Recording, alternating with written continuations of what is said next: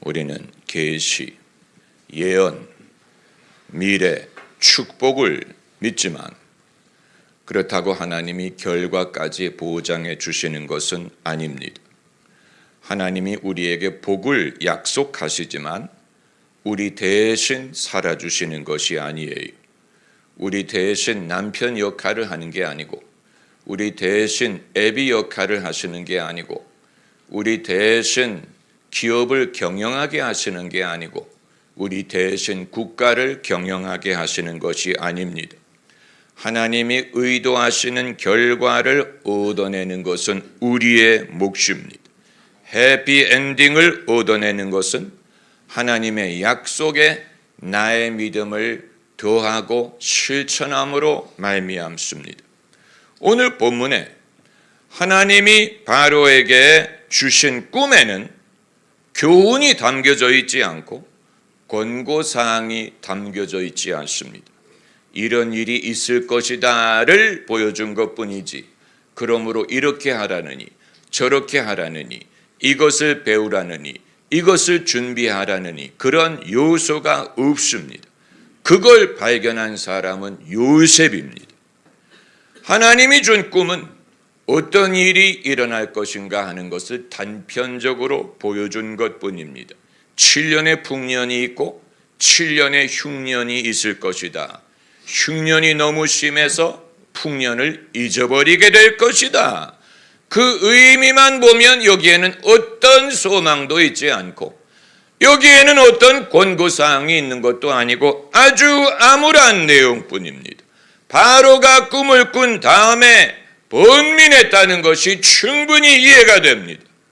즐거움은 영원하지 않다. 그 이후에 괴로움이 있다라는 단편적인 메시지만이 있는 것입니다. 흥할 때 교만하지 말고 쇠할 때가 온다. 이런 메시지로만 보이는데, 여러분, 플랫브레드처럼 납작한 이 메시지에 이것이 플랫하지 않고 복층의 의미가 있다는 것을 발견한 사람이 요셉이, 꿈을 꾼 사람은 바로인데 꿈을 해석하는 것뿐만이 아니고 거기에 숨겨져 있는 복층의 의미를 발견한 사람이 요셉입니다. 그 해결책은 이미 그 내용 속에 담겨져 있었어요.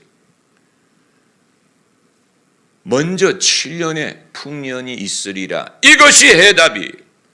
그렇기 때문에 풍년 기간에 다 먹어버리지 말고 아껴서 저장을 해두면 흉년이 왔을 때 오히려 먹을 것이 있어서 백성이 멸망하지 않고 살아남을 수 있을 것이다. 그리고 거기에는 보너스까지 있습니다. 곡식의 값이 쌀 때 쌓아놓으면 값이 올랐을 때 팔아서 엄청난 이익을 얻을 수 있다. 그래서 오히려 흉년의 부자가 될 길을 발견한 것입니다. 여러분, 바로가 놀란 것은 당연한 것입니다. 꿈의 내용만을 보면 우리가 이 일을 많이 들어봤기 때문에 그런 것이지, 이 구절만을 읽어보면, 꿈의 내용만을 보면 중립적이고 암울합니다. 거기에 어떤 권고사항이 있는 게 아니에요. 이렇게 하라 저렇게 하라 이런 내용이 여기에 없죠. 플랫브레드처럼 납작하다라고 말씀드리는 이유가 거기에 있습니다. 그런데 요셉은 여기에 단층이 아니고 복층의 의미가 있다는 사실을 발견한 것입니다. 아주 중립적이고 비인격적으로 보이는 메시지 속에 우호적인 인격체가 계시다는 사실을 발견했어요. 그래서 하나님이 바로에게 이 꿈을 꾸게 하셨다, 이렇게 말할 수가 있었던 것입니다. 다수의 사람들은 하나님이 계시는 게 느껴지지 않고 보이지 않습니다. 다수의 사람에게 세상은 바로의 꿈과 같습니다. 납작합니다. 중립적이고 냉정하고 비인격적이고 차가워요. 다수의 사람에게 이 세상은 꿈의 내용과 같아요. 그래서 바로가 꿈을 꾼 다음에 번민한 것처럼 많은 사람들은 세상의 냉정한 현실만을 보고 하나님이 안 계신 것처럼 생각하고 낙심하고 염려합니다. 그런데 여러분, 믿음이란 납작해 보이는 현실에 복층의 의미가 있는 것을 보고 그것을 살려낼 수 있는 능력이에요. 이것이 믿음이 세상의 현실, 이 꿈이 말하는 것 같은 세상의 현실은 어떤 것도 영원하지 않다는 것 아닙니까? 풍년이 영원하지 않다. 풍성함이 영원하지 않다.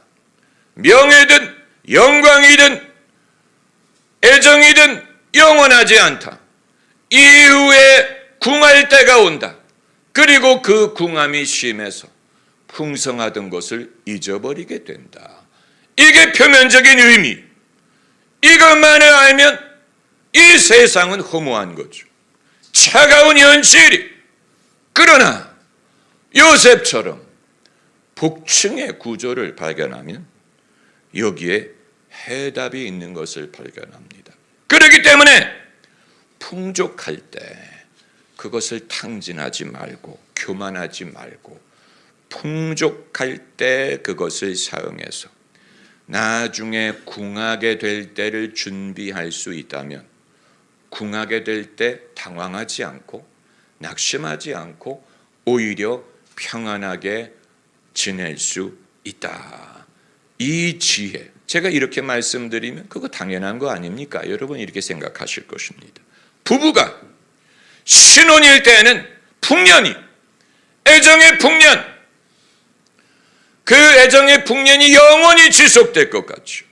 그런데 흉년이 옵니다. 그 순서가 반대면 얼마나 좋겠어요. 처음에는 흉년이었다가 나중에 풍년이 되면 얼마나 좋겠습니까? 그러나 성경의 내용처럼 풍년이 먼저, 좋은 날이 먼저 있어. 그러면 흉년이 올 때, 그게 다 부질없다. 결혼이고 사랑이고 애정이고 다 부질없다. 이렇게 말할 것입니까? 그렇지 않아요. 그렇지 않아요. 사람들이 그것을 암묵적으로 압니다. 그렇기 때문에 사랑의 풍년일 때 애를 낳는 거예요. 가정을 키우는 거예요. 집이라는 보금자리를 만드는 거예요. 추억이 생기는 거예요. 가정에 충성할 이유가 생기는 거예요. 그래서 나중에 흉년이 오더라도 이미 나의 인생과 가정을 지탱할 만한 충분한 근거가 마련되는 것입니다. 그렇기 때문에 오히려 더 복스럽게 인생을 살 수 있습니다. 여러분, 이것은 하나님이 정하신 원리, 사람이 명예를 얻고 영광을 얻으면 영원할 것 같지요. 옛날에 그리스의 데모클레스라는 인물이 어렸을 때부터 웅변을 잘하고 정치의 뜻이 있었어요. 그 아버지가 그 사실을 알고 하루는 어린 데모클레스를 바닷가로 데리고 가서 거기에 버려진 배를 보여줬어요. 그 배가 한때는 큰 배였어요. 그런데 그 아들에게 말하기를 정치인은 저 배와 같다. 한때는 내가 바다를 다니는 커다란 배인데 버려지면 저런 식으로 사람이 너를 바닷가에 버린다. 그러나 그 아들은 정치에 대한 매력을 잊지 못하고 결국은 아테네의 정치인이 되고 그 배 운명을 쫓아갔다는 얘기예요. 여러분, 세상의 영광이라는 것이 그렇습니다. 명예라는 것이 그렇습니다. 그러면 어떻게 할 것이냐? 인생은 허무하다. 이 말을 할 것입니까? 그리고 슬프게 살 것입니까? 그럴 수 없지요. 그건 플랫브레드처럼 인생을 생각하는 것이고 오히려 거기에 지혜를 얻을 수 있는 근거가 있는 것입니다. 그래서 이 영광이 오래 가지 않을 것을 알고 잘 나갈 때 겸손하고 친구를 만들고 의를 베풀고 사람에게 덕을 베풀고 호의를 베풀고 장차 자기의 할 일을 준비하면 영광이 쇠할 때 친구들이 남아있고 할 일이 예비되어 있습니다. 지미 카터가 그 전형적인 예예요. 지미 카터는 미국의 대통령의 모든 대통령의 소원은 2텀을 하는 것입니다. 4년 하고 연임을 해서 8년을 하면 소원을 이룬 것인데 지미 카터는 4년 하고 선거에서 졌어요. 이제는 영광이 끝난 것입니다. 어떻게 살 것입니까? 모든 것은 허무하다라고 후회 속에 살 것입니까? 지미 카터는 그렇게 하지 않았어요. 그래서 오히려 더 바쁜 사람이 되어서 대통령 자리에서 물러난 후에 무주택자를 위해 집을 지어주는 일을 했어요. 전직 대통령이 망치와 장도리를 갖고 다니면서 무주택자를 위해 집을 지어주는 일, 이것으로 지미 카터가 유명해졌어요. 오히려 대통령 때부터 더 유명해지고, 그리고 자기 고향 교회에서 성경 공부를 가르쳤습니다. 그 성경 공부에 참석했던 분을 제가 만난 적이 있어요. 그분이 아틀란타 조지아에 가서 그 성경 공부에 참여하기 위해 전직 대통령이 가르치는 성경 공부반에 가봤더니 그 참석하는 사람의 절반은 그 교회 소속이고 절반은 지미 카터를 구경하러 온 사람이더라. 유명한 일이. 그것뿐입니까? 평화의 사절이 돼서 중국에도 가고 중동에도 가고 문제가 있을 때마다 미국의 정부가 지미 카터에게 부탁을 해서 가서 평화를 좀 얻어와라. 가서 평화의 사절이 돼달라. 여러분, 그래서 지미 카터는 가장 성공적인 전직 대통령이다. 이런 말을 듣습니다. 여러분, 이것이 지혜로운 인생이에요. 풍년의 때가 있었지요. 권력의 풍년. 그러나 그 때가 지나갔는데 지나가면 인생은 무상이다라고 살겠습니까? 그럴 수 없지요. 믿음의 사람은 그럴 수 없는. 오히려 풍년일 때 준비를 해서 이것이 지나갈 때 내가 당황하지 않고 없어야 될 일이 생기는 것처럼 내가 두려워하지 않고 오히려 내가 이후를 준비하리라. 그러니까 하나님이 이렇게 해, 저렇게 해라고 말씀을 하지 않았지만 하나님이 이런 일이 있을 것이라는 것을 알려주시는 것만으로 믿음의 사람은 자기가 어떻게 할 바를 발견할 수 있다는 사실이 놀랍지 않습니까? 영국의 윈스턴 처칠이 2차 대전을 승리로 이끌었어요. 승리에 가장 큰 공을 세운 사람이 처칠이. 그런데 전쟁이 끝나고 나니까 백성이 얼마나 이기적인지, 전쟁 시에는 처칠이 필요했는데 평화 시에는 필요 없다 하고 판단하고 권좌에서 쫓아냈어요. 처칠이 쫓겨났어요. 그럼 이제 처칠이 어떻게 사느냐? 후회와 미움 속에 삽니까? 그럴 수 없죠. 그럴 수 없어요. 2차 대전을 전면에서 가장 기억하고 책으로 쓸 수 있는 사람이 처칠 한 사람이었어요. 왜냐하면 같은 전면에 있었던 히틀러는 죽었고 루즈벨트도 죽었고 스탈린은 책을 쓸 만한 위인이 아니다 보니까 유일하게 그것을 경험을 하고 기억하고 책으로 남길 수 있는 사람은 처칠 한 사람이어서 처칠이 그 책을 써서 노벨상을 받았어요.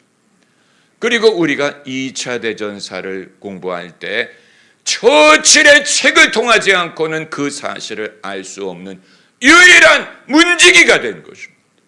여러분, 풍년의 때에 흉년을 준비하는 인생. 그래서 흉년이 왔을 때 당황하지 않고 궁하지 않고 오히려 준비한 재료가 많이 있었던 거예요. 그래서 오히려 그때가 더 풍성하고 여유롭고 더 보람 있을 수 있었던 것입니다. 여러분, 우리 모두의 인생이 바로의 꿈과 같아요. 바로의 꿈은 계시가 없더라도 그 의미를 알 수 있어. 우리 모두의 인생이 바로의 꿈과 같아요. 이건 그 의미를 알기 위해 계시가 필요한 게 아니에요. 좋았던 시절이 우리 모두에게 있으나 그 시절이 영원하지 않다는 사실, 그리고 그때가 지나가면 궁한 시절만이 남은 것처럼 느껴지는, 좋은 시절이 지나가면 괴로운 때만이 나를 기다리고 있는 것처럼 생각할 수 있습니다. 이건 이 부분에서 우리에게 믿음과 지혜가 필요한 것입니다. 납작해 보이는 구조는 꿈 내용 그 자체예요. 납작해, 아주 암울하고 아주 냉정해. 그러나 요셉은 그 납작해 보이는 현실에서 이게 납작하지 않아. 여기에 추가의 복층의 의미가 있다. 여기에 숨겨져 있는 비결이 있다. 여기에 숨겨져 있는 해답이 있다. 이미 이 꿈 내용 속에 해답이 담겨져 있다. 요셉은 그걸 봤어요. 바로는 꿈을 꾸었으되 염려는 하였으되 그것을 자기가 발견하지 못했죠. 믿음이 있는 사람과 없는 사람의 차이가 여기 있어요. 믿음이 없는 사람에게는 인생은 플랫해 보여요.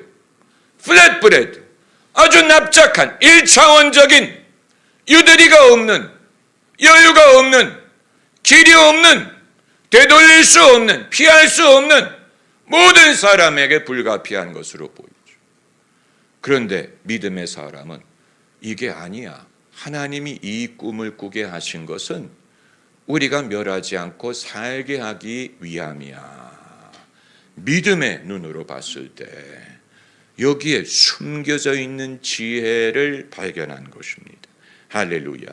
왜 많은 사람들이 하나님을 안 계시다고 하느냐? 납작하게 인생을 보기 때문에 그런. 바로처럼 자기의 꿈을 꾸는 것. 꿈 내용만을 보면 인생은 참으로 암울하지요. 길이 안 보이지요. 그러나 그게 아니었다는, 하나님이 그 꿈을 그 목적으로 꾸게 한 게 아니고 그걸 볼 수 있게 하는 것이 하나님의 계시요, 하나님의 지혜요, 믿음의 능력입니다. 그래서 그걸 발견하는 사람이 7년의 흉년으로 인해 망하지 않아요. 오히려 그때를 준비하고 평안히 이전보다도 더 복되게 살 길을 얻을 수 있습니다. 그리고 거기에서 하나님의 사랑을 발견하는, 꿈의 내용만을 보면 사랑이 전혀 느껴지지 않죠. 무슨 사랑이 느껴져? 냉정하죠. 그런데 그게 아니었다는 거예요. 이 꿈을 꾸게 하시는 하나님에게 사랑이 있어서 우리가 멸하지 않게 하기 위해 이 꿈을 보여주신 것입니다. 여러분, 우리가 겪는 현실은 다 똑같아요. 여러분이나 저나, 믿는 사람이나 안 믿는 사람이나 나이가 들면 늙는다는 것, 왜소해진다는 것, 이런저런 일이 다 똑같아요. 예외가 있는 게 아니에요. 그럼 하나님이 어디 계시느냐? 하나님이 내 삶에 어디 계시느냐? 하나님이 계세요. 하나님이 그걸 깨닫게 하셨어요. 다만 그것을 얻기 위해서는 믿음이 필요한, 우리 눈이 밝아져야 될 필요가 있어서, 하나님이 과연 여기 계셨는데 내가 알지 못했구나. 이것이여 두렵도다. 이것은 하늘의 문이요 하나님의 전이로다. 이것을 깨닫는 것. 여러분, 이것이 믿음의 순간이에요. 하나님을 깨닫는 순간. 그 순간은 나에게 생명의 순간이 되는 것입니다. 할렐루야.